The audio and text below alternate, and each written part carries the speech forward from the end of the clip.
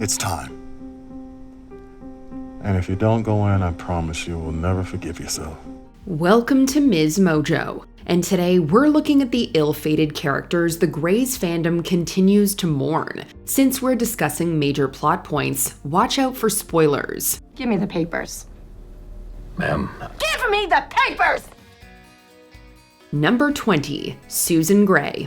Unlike Meredith's biological mother, her stepmother is warm, kind, and genuinely caring. But while Ellis at least lasted a few seasons, Susan doesn't make it past a few episodes. Could be complications from the endoscopy. Bacterial endocarditis. You'll have to get tests, and if they come back positive, you'll be admitted for IV antibiotics. Which should knock it right out. See? Told you.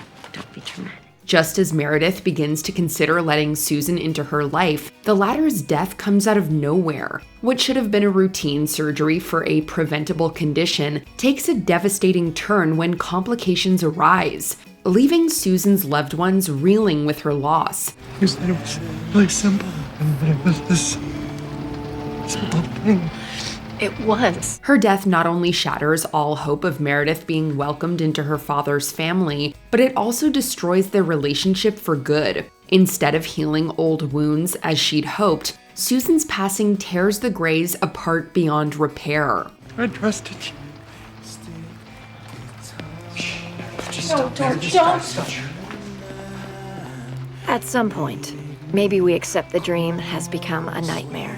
Number 19, Craig Thomas. If your name isn't Meredith Grey, chances are Cristina won't be giving you the time of day. That's why her connection with Craig Thomas hits hard, as Cristina finds a mentor who recognizes her will and drive. You will be the surgeon of your generation. I knew it as soon as I met you. People will try to diminish you, as they did me, and they will fail. I would like it to be known in the medical community that I helped train you. In many ways, they were kindred spirits, as if fate had brought them together at just the right time. Of course, this wouldn't be Grey's Anatomy if there weren't a tragedy around the corner. God, I never had children that'd be just like you. I could drown them like puppies in the river. Oh, come on your dream come true. That is the truth. While performing surgery, Craig's heart gives out, falling right before Cristina's eyes. His passing doesn't just end his life. It ends the promise of pushing Cristina to greatness, leaving her and fans with the painful question of what might have been. You'll find a young doctor with little regard for anything but their craft, and you'll train them like I trained you. Until then, read a good book. You have greatness in you, Yang. Don't disappoint. Number 18, Bonnie Krasnoff. Whenever a patient with a cheerful personality arrives at SeattleGrace, you know it's not going to end well for them. That's exactly the case with Bonnie and Tom, who are impaled together from a train crash. Even with their predicament, the pair keeps their spirits high, giving us hope that they both might just make it. Spoiler alert, they don't. I was hoping that it didn't hit, but from that angle, it just can't miss the airway. What about him? Think he can live? He's got better odds. Right, let OR1 know we're coming. Realizing her injuries are beyond saving, doctors shift their priorities to Tom, making Meredith the only one fighting for Bonnie's life. It's a reminder of the hard choices that medical professionals regularly face, even if it means letting one life slip away. It's not right. It's not fair. Tom, it's not fair either way. Number 17, Harold O'Malley. Funny, supportive, and a family man through and through, Mr. O'Malley is just the kind of dad anyone would want. Despite struggling to understand George, Harold does his best to stand by him. You grew up feeling so different all the time. It's another thing I'm sorry about. Dad, stop it. Stop apologizing, stop saying goodbye. You can't. There's no way to go into surgery. I'm gonna die someday, Georgie. Their bond is tested when Harold is diagnosed with cancer, as George desperately fights to save his father. Making Harold's story so crushing to watch isn't just his death, but the inevitability behind it. Dad's in pain. His organs are shutting down. He can't breathe on his own. It's painful. And he's on medication, but medication can only do so much. With George at the center of this arc, fans feel every ounce of his grief as Harold's chances fade away. It hurts to lose someone so easy to love, but through Harold's death, Grey's reminds us to hold on to the people that matter the most. I don't know how to exist in a world where my dad doesn't.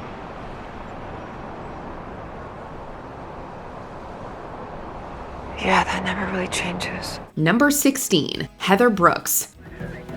Lidocaine and a bunch of 4x4s. Can you take that to Hunt? I got paged by Shepherd. He wants you to go find Weber. Are you sure? He just paged me 912. That's our special little code. It means it's more emergent than 911. Get it? All I know is they need Weber here, and Shepherd wants you to get him.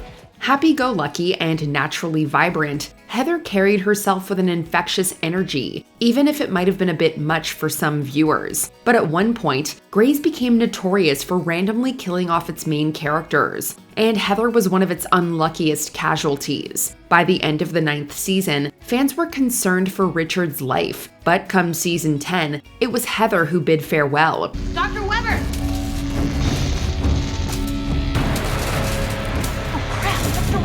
Apart from how shocking it is, sorry Heather, her death feels unnecessarily cruel, especially since she had her whole life ahead of her. She might not have been everyone's favorite character, but Heather's sudden death remains one of the show's darkest twists of fate. You must have been close.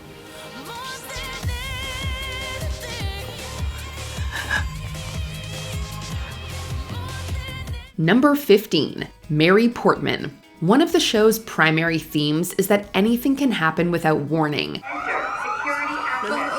What's happening? What's just a false alarm? Hey. It happens like once, twice a week.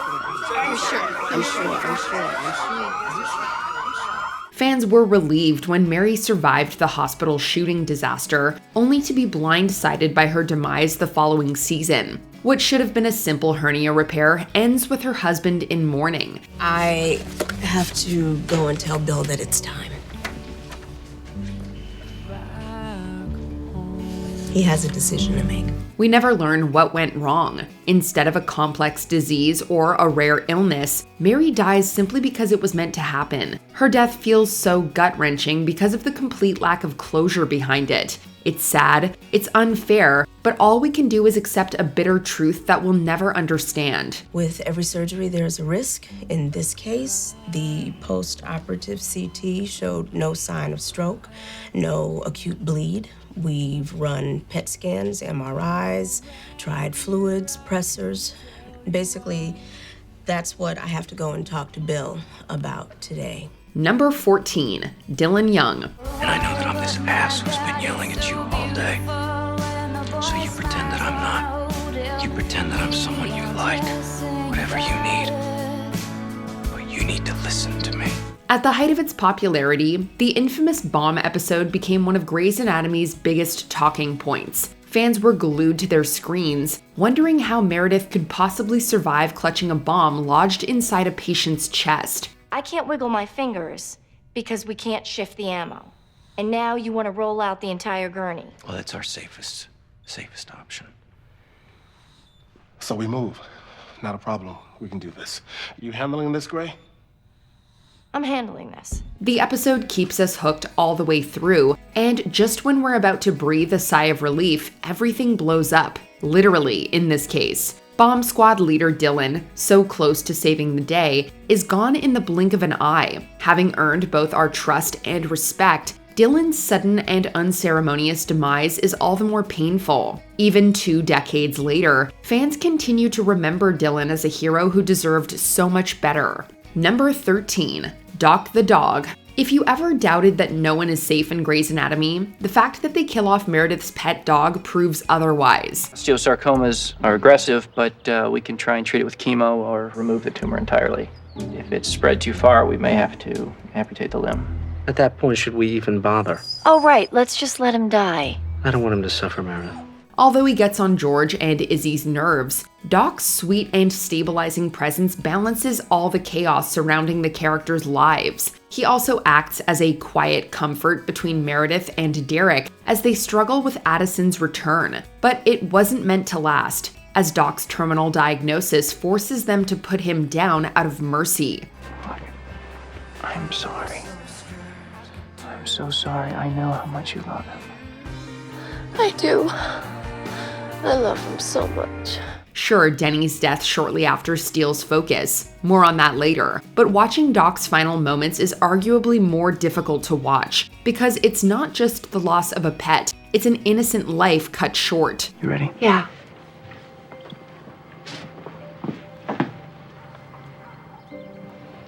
I'm so sorry, Doc. I'm sorry too. Number 12, Ellis Gray. As the reason for Meredith's deepest issues, the fandom still has mixed feelings about Ellis. She may have been a world-famous surgeon, but for Meredith, Ellis was the mother whose love she craved but never earned. You want to know why I'm so unfocused? So ordinary? You want to know what happened to me? You happened to me. As Meredith lies on death's door, Ellis reaches the end of her own life. But after years of neglect and disapproval, Ellis is present when it matters the most. Shouldn't be here. Neither should you. Just keep going. In a powerful, almost symbolic gesture, she lets go of her own life for Meredith, giving her daughter the strength to go on. But while it's cathartic to watch, the moment is painfully brief. She may have gained a measure of closure, but Ellis's death leaves Meredith without the reconciliation she always wanted. You are anything but ordinary Meredith.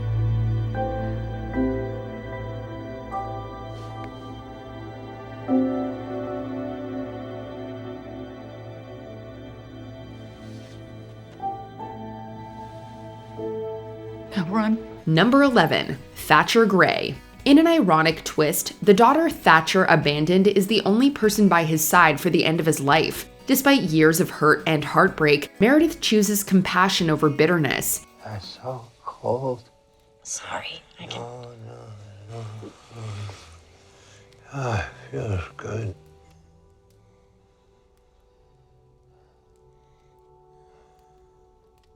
Zola is so smart and so strong. And she keeps me on my toes every minute of every day. And Bailey says funny before every sentence. Funny, I'd like an apple. Funny, I need pajamas. So cute. Instead of airing out all her grievances, she decides to make peace with Thatcher in his time of dying. Though it doesn't erase his failures as a father, the scene does show him for who he truly is, a man haunted by mistakes he could never take back. I had a life, Meredith, because of you. My own, real, honest, painful, incredible life. I just wish you and I could have shared it. Easing his pain with stories of the grandchildren he never knew, Meredith helps Thatcher move on. Ultimately, it isn't his death that stings the most, but the lifetime of memories that the two never got to share. Did you get it, Mommy? Your grandfather, Thatcher. He wanted you to have it, and he wanted you to know that he cared about you very much. Number 10, Adele Webber. We might not have seen this death on screen, but that didn't lessen its impact. You're here. No. When? Adele Webber's battle with Alzheimer's was already a devastating and doomed process. As she gradually lost control of her memories, her husband Richard's love and commitment could anchor her at first. Yet you're my favorite work of art. Eventually, though, the disease was too far gone. By the time Adele finally succumbed to a heart attack, we had been watching her slip away for a long time. In some ways, her slow decline was more painful than her death itself, especially as we saw the toll it took on both Adele and Richard. But that doesn't mean we'll ever hear My Funny Valentine again without getting choked up. Sweet comic Valentine, stay. Number 9, Diane Pierce. This is another death that we all knew was probably inevitable. The doctors of SeattleGrace fought hard against Diane's breast cancer, but all of their best efforts were no match for its rapid spread. Are you saying that you can't do the surgery to remove the Met. Can you do it? I can, but I'm saying that I won't, because in my professional opinion, I think it's a terrible idea. In the end, it was Diane herself who made the decision to accept her fate. So you have to fight. I'll help you. Sweet. Sit down, let me talk to you. True to her strength of spirit, Diane still tried to make the most of the time left to her, especially when it came to her daughter Maggie. Never make yourself small for anyone. Be your own person. And try wearing a little lipstick. Their final scene together in the hospital really hammers home how great her loss will be for the people she leaves behind. Though Diane's ending is peaceful, Maggie's reaction is heartbreaking to witness. Number 8. Samuel Norbert Avery. Losing a parent is always difficult, but there's no agony like that of a parent losing their child. While April and Jackson happily anticipated the birth of their baby, they discovered that he was already suffering a rare genetic disorder. Though they tried to remain optimistic, they would eventually receive the devastating news that their son's condition would be fatal. Well, it's very sad. If it is indeed type 2 and the infant survives birth, they don't usually live more than a couple of days or weeks. With only sad options available to them, the couple made the decision to induce labor early so that they could at least meet their son. You're gonna look at him.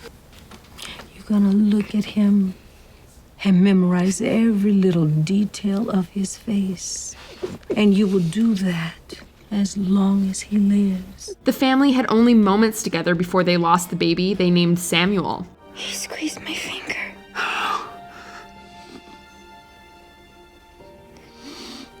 And then he let go. We mourned with April and Jackson as a day that should have been one of the happiest became one of the most tragic. Number 7. Henry Burton. When Teddy married the chronically ill Henry to give him insurance, it was a gesture of kindness, but not passion. She doesn't like it when I'm in the hospital. Makes you wonder why she married a guy with chronic illness. Masochist. Nevertheless, we saw the two actually fall in love over the course of Henry's time on the show. I'll help you study. You'll be my study buddy. I'll make your flashcards. It's so hot, I'm not sure I can even handle it. The sweet relationship was cut short, however, when Henry went back into the hospital for another surgery. Despite the best efforts on the team, they're ultimately unable to save him. Though her friends initially hid his death from Teddy in order to keep her mind on her own procedure, she eventually had to find out the truth. Christina, I need you to say it. Henry is dead. Watching the usually cool and collected Teddy break down over Henry's body was nothing short of gutting. Number 6. Denny Duquette. The charming Denny Duquette was a favorite patient of both the characters on screen and the audience watching. He shared a special connection with Izzy Stevens, though. So, you'll be here. Every day. After suffering congestive heart failure and surviving a transplant, Denny was ready to put his new heart to a use when he unexpectedly proposed to Izzy. You're who I want to wake up with, and go to bed with, and do everything in between with. It wasn't to be, though. After everything he'd been through, Denny died of a blood clot just hours after it seemed like he might be out of the woods. Izzy's utter devastation at his sudden loss remains one of the most memorable scenes in the show's history. An hour ago, he was proposing. And now he's going to the morgue. We were all left heartbroken over what could have been. Number 5. Andrew DeLuca. Like so many of the most unfortunate deaths on Grey's Anatomy, this one completely blindsided us. Though Andrew DeLuca was a great doctor, he could sometimes make unwise decisions, and trying to handle a sex trafficker without the help of the police definitely qualifies. No, you call the police. I'm following her. I let her out of the hospital once. I'm not doing it again. Opal badly wounded Andrew, and he was rushed back to the hospital for surgery. Though it initially seemed like he would recover, he coded and never woke up again. The character did get a little bit more closure in his exit than some others have. I'll miss you. If I go back and you don't, I'll miss you. You'll be okay, Meredith. You will. You'll be okay. Somehow, though, the send-off only makes the whole thing harder. For Andrew's friends on screen and his fans off it, this shock was hard to absorb. Is somebody going to call it? Number 4, Lexie Gray. Sometimes you don't know a thing until it's too late. I love you. I've always been in love with you. I will always be in love with you. Watching Meredith and her half-sister develop their relationship was compelling, but it was Lexie's romance with MarkSloan that really hooked us on this character, which is why the plane crash that abruptly ended her life remains such a painful standout event in the series. Though Lexie survived the initial wreckage of the plane, it became clear that she was fatally injured. Finally aware of his feelings for her, Mark refused to accept that fate. I'm not holding your hand because you're not dying. Hold my hand. No, you're not dying. Do you hear me? You don't die today. As the clock wound down on her time, Mark dreamed a future with Lexie that we knew they would never get to have. That's nice. We're gonna be happy, Lex. You and me. We're gonna have the best life, Lexie, you and me. We're gonna be so happy. Realizing how much better they deserve just twists the knife in deeper. Number 3, MarkSloan. And the hits just keep on coming. Though Mark appeared to have survived the crash with only a crushing heartbreak to show for it, we would soon learn that his heart was in much more physical distress as a result of his injuries. Though he seemed at peace with following Lexie, we still believed that the show couldn't be so cruel. Sophia's waiting for you, and Callie is waiting for you, and I am waiting for you. We're gonna go home together, okay? Oh, we have little faith. The next season would open with the revelation that he'd since slipped into a coma. Eventually, the difficult decision was made to remove him from life support. His directive was very specific. If after 30 days there were no signs of recovery, Mark wanted to be let go. That's all we're doing. Honoring his wish. Mark's death would have been sad no matter what, but it's the 1-2 punch of losing him and Lexie, plus the tease that he might survive, that really wrecked us.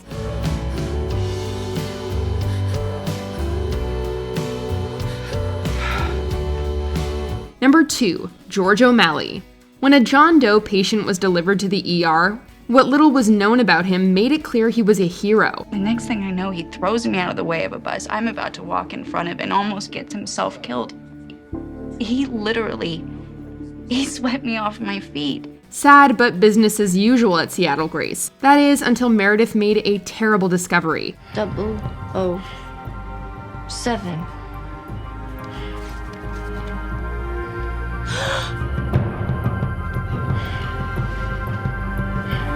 Oh God!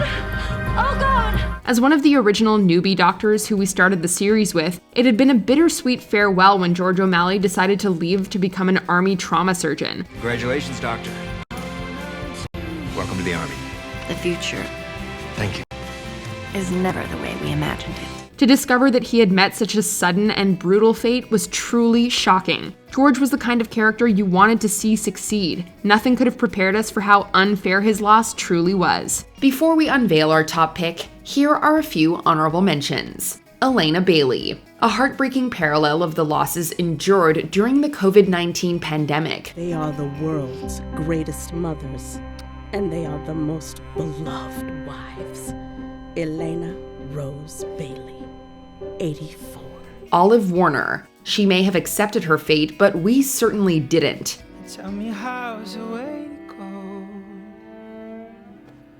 And tell me why I feel so low. Kyle Diaz, another doctor-patient romance destined for tragedy. We tried everything we could. His brain had already infarcted from herniation. It was too far gone. Before we continue, be sure to subscribe to our channel and ring the bell to get notified about our latest videos. You'll have the option to be notified for occasional videos or all of them. If you're on your phone, make sure you go into your settings and switch on notifications. Number 1, DerekShepherd. If there was one thing we thought we were sure of, it was that MeredithGrey and DerekShepherd were meant to be. I love you, MeredithGrey. And I want to spend the rest of my life with you. The last thing we ever expected was to have Dr. McDreamy stolen from us like he was. Unfortunately, Derek's instinct to help those in need ended up putting him on a literal collision course with destiny. Still, as bad as it looked, his continued internal monologue gave us hope that things would be okay. You're not dead. Just breathe. Need 4 units of blood. Scalp black. Probably multiple fractures. Try and hold still. Ultimately, Meredith was the one who had to make the impossible call to terminate life support. On a series that never shies away from tragedy, nothing will ever quite reach the devastating low of watching Meredith's final goodbye to her soulmate. It's okay. You go.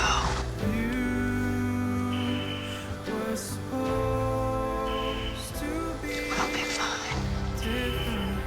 Are there any other Grey's deaths that you can think of? Let us know in the comments. We're all gonna die, and lying here in this bed gives me time to think about all the things I haven't said is all.